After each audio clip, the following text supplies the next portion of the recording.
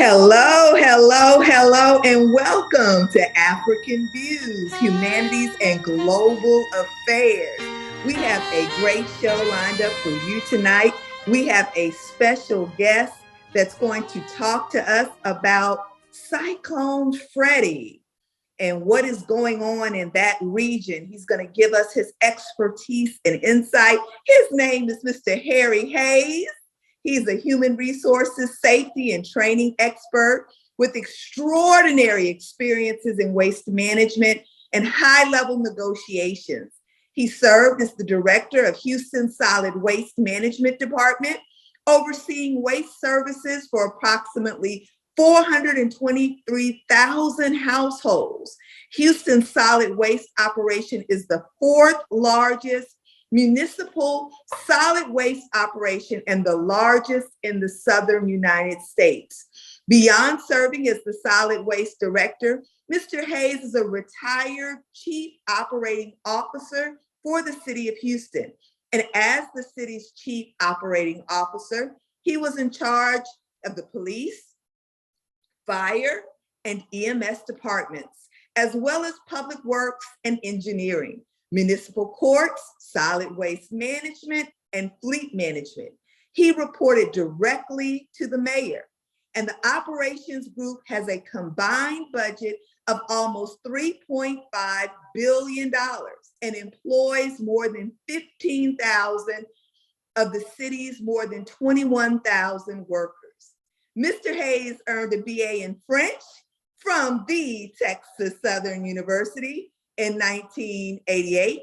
He completed advanced coursework at the University of Bordeaux, the third in Talence, France, if I'm pronouncing that correctly, and the Connoisseur de la France program run by the French Ministry of Culture in Paris, France, and the Leland Congressional Internship in Washington, D.C.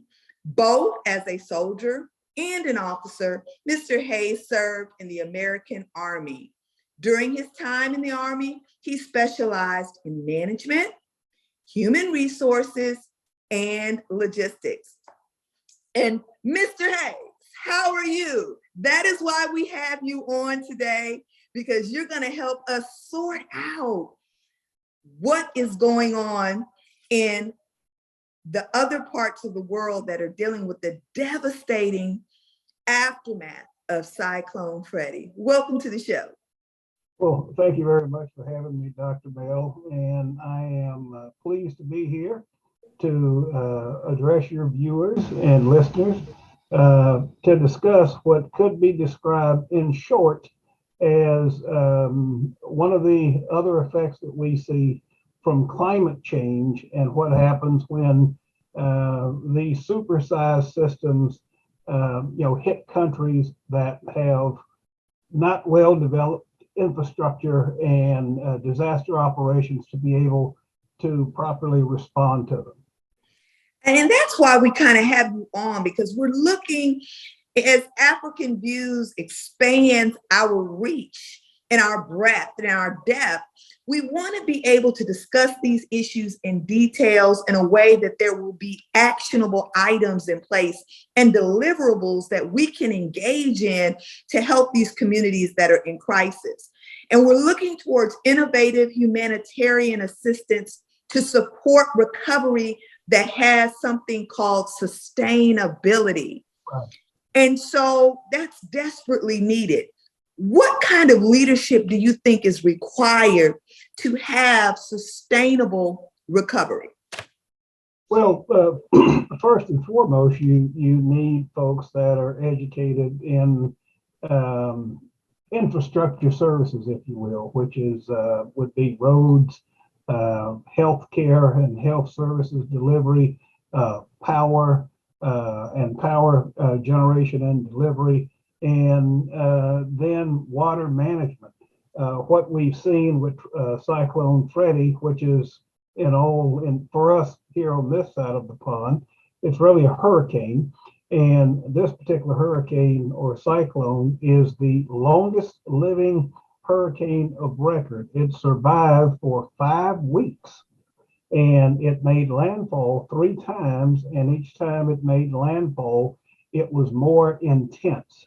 The last time its last landfall was a major blow to the countries of Malawi, Madagascar, and Mozambique, which are on the southeastern coast of Africa on the Indian Ocean. We had a population of nearly 57 million people. And what made the storm so devastating in those areas is the 3 countries already are struggling with their internal development. And by that, I mean with the delivery of health care. And so and there was a loss of a number of health clinics across the 3 countries, particularly in Malawi. And in the aftermath of the storm, we saw a major cholera outbreak, which is just having access to clean, potable water. But with the devastation of their water delivery systems, the water's not clean, it's not being properly managed. Folks are still trying to live, even though many of their living structures have been severely damaged or washed away. Mm-hmm. There's an education needed on how to clean your water post-disaster. Yes, yes. And I saw, looking at the reporting, they were saying that the cholera cases have almost quadrupled Yes. Since early February to almost over 10,000 cases. So to bring the listeners up to speed, Cyclone Freddy, which battered East Africa over the past month, and that was probably, I think, around February, end of February of this year, broke all kinds of meteorological records. And I think it's important to point that out, because that's why the sustainability piece of this is very, very important, because as you mentioned earlier, due to climate change, there can be a rise in these kinds of catastrophic events occurring. In fact, there have been more cyclones in the past couple of years in this same region, which the recovery still was taking place. So when you add this on top of that, it makes it more challenging. And the UN's weather agency is currently assessing the weather. And it's saying that this, like you said, was the longest cyclone ever recorded, lasting at least 36 days.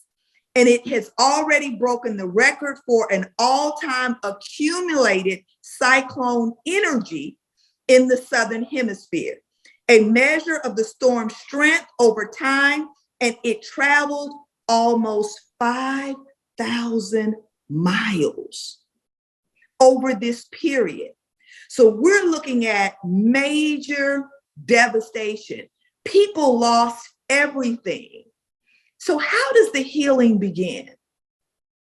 Well, first and foremost, you need to have an accounting of your populations and those individuals who are first responders to help the healing begin.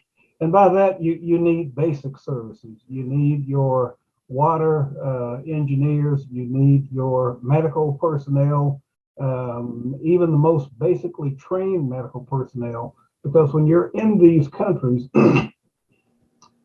at the level of development and recovery where some of them are, sometimes an LVN or an LPN is just as important as having an MD. And so you need that in these remote villages to provide just basic healthcare services from the storm. The other piece is you need transportation, which is also a problem in the area because of the roadway systems, and they're not the best in the world. You need energy, electrical energy into the remote areas. These systems have also been battered. And so I think what you've been putting forth, Dr. Mel, is really a view on how to get to the first or second level of development and how to maintain it after there has been an issue. And this is what we're seeing here. In some regions of some of these countries, they have been put back literally into the dark ages. And when you were talking about some of those challenges that they're facing, particularly in one of the poorest regions in the world, when you look at Malawi and Mozambique, when you mentioned the cholera outbreak, what are the steps to clean the water? Well, first and foremost, you have to have a delivery system, and you have to have the proper chemicals and equipment to clean the water. Exactly. That is an issue in getting this type of equipment into these areas so that the water can be, in fact, cleaned. You have to depollute the water sources, particularly if they're surface water sources. And so that requires ample testing capacity, of the water supply system. I know that now, I'm sorry, but who would be responsible for getting that done and implementing it? Because when there's a disruption of the critical services like there is in those particular regions, is it UNICEF? Like who would be responsible for making sure those kinds of things get to the region? Well, generally it would be the central government that would spearhead these things. Obviously, you mentioned UNICEF. The United Nations is also a great partner. If there is any interaction with the U.S., I believe it's the U.S. Agency for Aid, I think it is, they are also able to provide expertise, technical expertise. But the primary onus is on that central government to serve its people and to provide the critical resources that the people need. Everybody else is really outside the support bubble, and it really relies on the central government to manage and shepherd these activities. And of course, the United States Agency for the Development of Aid. I will also, in talking to you and your expertise in this area, you understand very well what the rebuilding process would look like. And our focus is on the sustainability of the rebuilding, to be better prepared for these phenomenons to occur again, because the warming of the oceans is just very likely that it will happen again. What does that rebuilding process look like from the government in terms of the structure? What tangible steps are they going to have to take to ensure that this is rebuilt in a way where they can, I guess, mitigate potential future damages from the same kinds of incidents? That is a very loaded statement or comment. I think, Dr. Bell, the right term that we've used of late has been resiliency, right? Because there's already been a set of atmospheric and biospheric actions set in motion that will take hundreds, if not thousands of years to mitigate, to rebalance the planet, if you will. And so now you have to be resilient. What are some of the most basic things one could do to be resilient?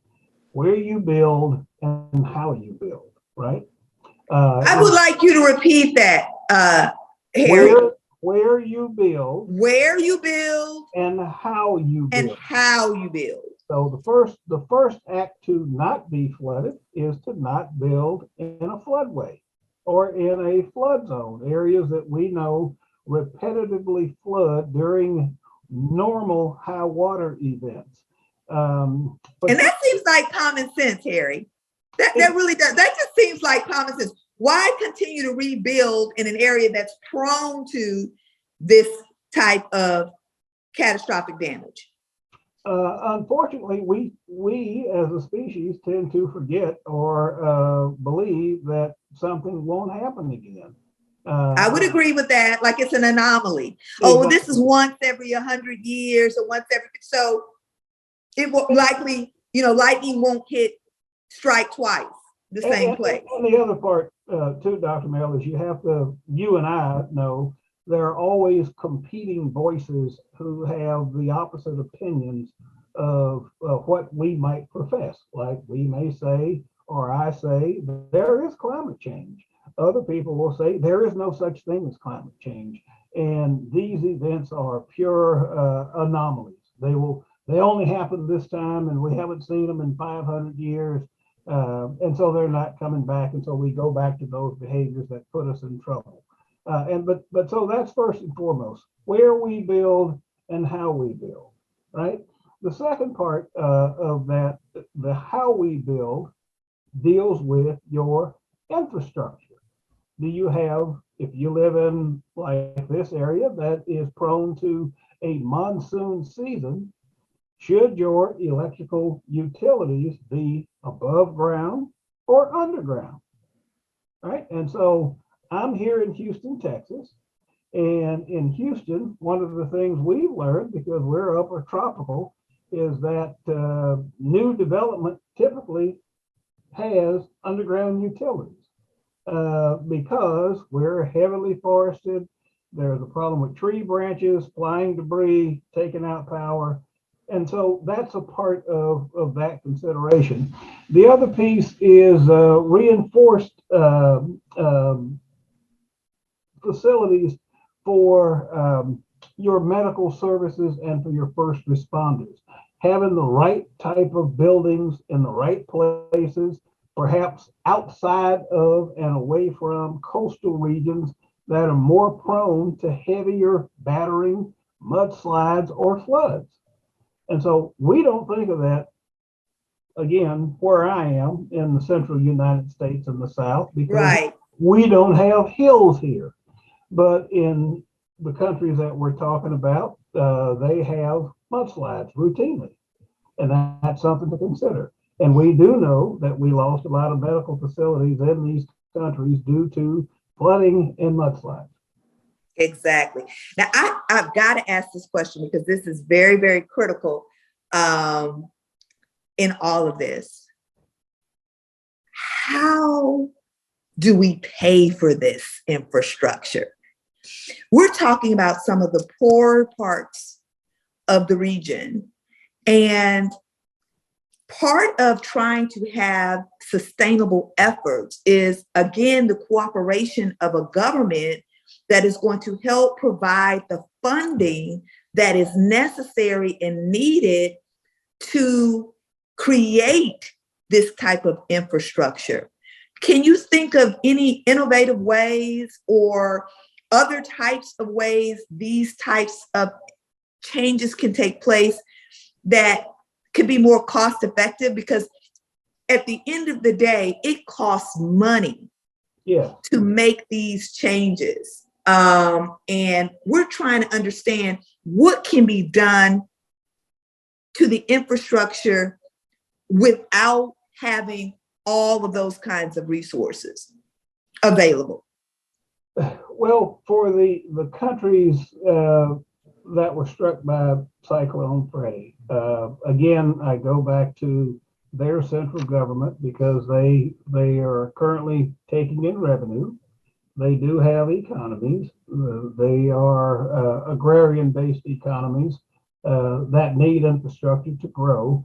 And so one is about growing your economy so that you will have revenue streams so that you can make these improvements. The other is to do like some of the South Asian and Asian countries have done. They have invited international partners in to build infrastructure, train their labor force in exchange for access to land or access to unmined or untapped natural resources. I like that, Harry, and I want to put a pause there because now we're talking about action items, actionable items, things that can be done.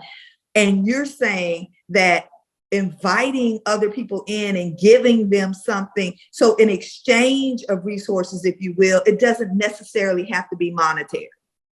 Exactly. As a matter of fact, I attended the U.S. Africa Energy Summit last summer here in Houston, and a number of the senior governmental representatives from several countries, those in fact were their pitches.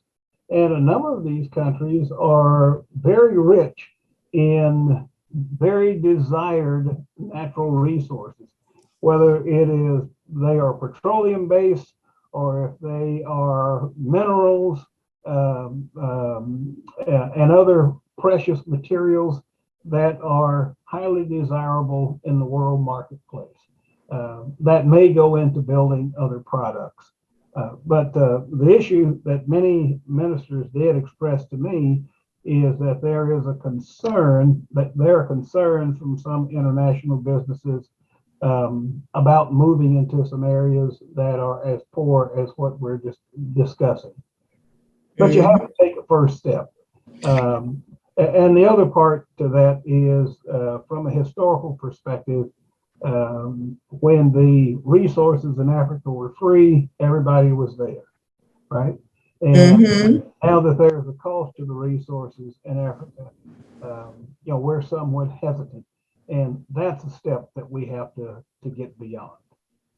Exactly. Wonderfully untapped population. Understood. Can you tell us what are some of the unforeseen consequences of a devastating event like this for the region? What are some of those unforeseen things that people need to be aware of? Well, mainly one of the, we think about a storm. They're in the immediate aftermath of a storm. Typically what happens, you have mental health issues because there is severe depression from what the population has to encounter. You also see an increase in crime because people become desperate. In some of the poorer regions where these things occur, you see starvation, right? Right. And one of the others is you see an increase in the abuse of women and girls.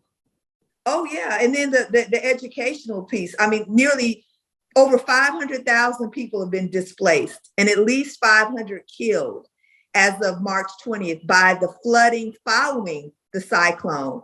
It's made landfall in Malawi, and it's left a trail of destruction and devastation in people's livelihoods, in their homes.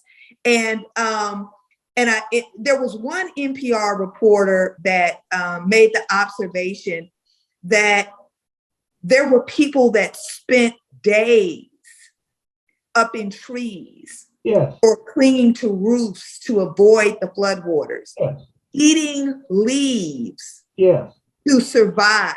Many children didn't know where their parents were, and there were parents desperately searching for their children. One rescued woman said people in her area had been eaten by crocodiles. And one foreign aid worker was haunted by seeing a survivor's rotting feet from days of standing in water. These are some of the imagery. This is some of the imagery. This is some of the stuff that has been seen by NPR and reported by NPR reporters. So when you talk about unforeseen consequences and the psychological effects, which is, I think, a very good way to kind of land the plane with this, because how difficult will it be for people to cope psychologically with literally losing everything? And this affects schools. Yeah. I mean, every aspect of people's lives. There is no job to go to if it does not exist anymore. So how difficult is it to help people cope psychologically? It is extremely difficult to help people cope. In order for individuals to recover, we say cope, but in order for people to begin the road to recovery, the one thing that they must have is hope. And they must see that there is hope and that there is something better than what they had before, and that they're working to get in a better place for tomorrow. Meaning, again, Dr. Mill, as you indicated early in our conversation, that we are rebuilding resiliently, right? That we're not putting people back in harm's way, that individuals can see that we do have resilient water supplies, we have resilient and reinforced building codes and standards on, how we raise structures. We have better water distribution and energy distribution centers. We have better medical facilities that are located where people can easily access them. And then we have a good communication system to warn people that a storm is coming. And then in many instances, we have to train people to believe that they are in harm's way. And I would tell you from my experience here and going through many hurricanes as a government official, some people just do not want to believe what they're being told until it's too late. And so those are just a few of the things that have to occur. But the main thing is people have to have hope. And that hope comes with seeing the small signs that the government is in place, it is functioning, it does have the right partners, and it's making the right effective steps to recover. I love that. I love that. And with the different organizations that exist that are out there that are contributing to help with the restoration and with the rebuilding, it's not just physical infrastructure or infrastructure. It's also the restoration and the rebuilding of the inner self of those who have experienced what I'm calling significant trauma in their lives. Absolutely. That's huge. That's huge. And so moving forward, this organization, African Views, as we try to focus on being able to help in a tangible way, supporting in the recovery of things that are going on globally from a humanitarian way, our goal is sustainability. What can we do and what efforts can be made that are sustainable and that will last for the long haul? And I will tell you, Harry, all of the insight and advice that you gave us this evening, I think any government that's listening to this, they can see now, even if you don't have the physical money in terms of resources in place, you can barter with different organizations, and you can seek other ways to try to get the infrastructure needs met for your country and also the psychological needs met. Is there anything else you'd like to add? No, I am glad to be a part of this discussion. As I indicated, I have unfortunately done recovery efforts for about 12 storms. 6 of them were federal disasters. The last being Hurricane Harvey, which is one of the largest storms to ever strike the United States, and seeing the devastation. And you're here in Houston, and so when you drive around now, it's very hard to tell that so many people were displaced out of their homes, in shelters, tarps over their roofs for over a year. Exactly, all of those things. And so having officials in place that know how to recover, having the right partners in place to help you recover, and officials, partners, and education. And I think you mentioned earlier that this is going to be beamed out to any number of countries, and hopefully they'll pick it up and they will touch bases with African Views so that their teams can get the right information to help their populations be sustainable and resilient. Beautiful. I love that word you brought up, resiliency, because that's what it's going to take. And listen, we just had some devastating tornadoes hit Mississippi. You saw that. Right. The worst tornado in over 50 years, parts of Georgia and Alabama. You got the devastating weather patterns that are shaking up California, all areas and aspects up in Northern California.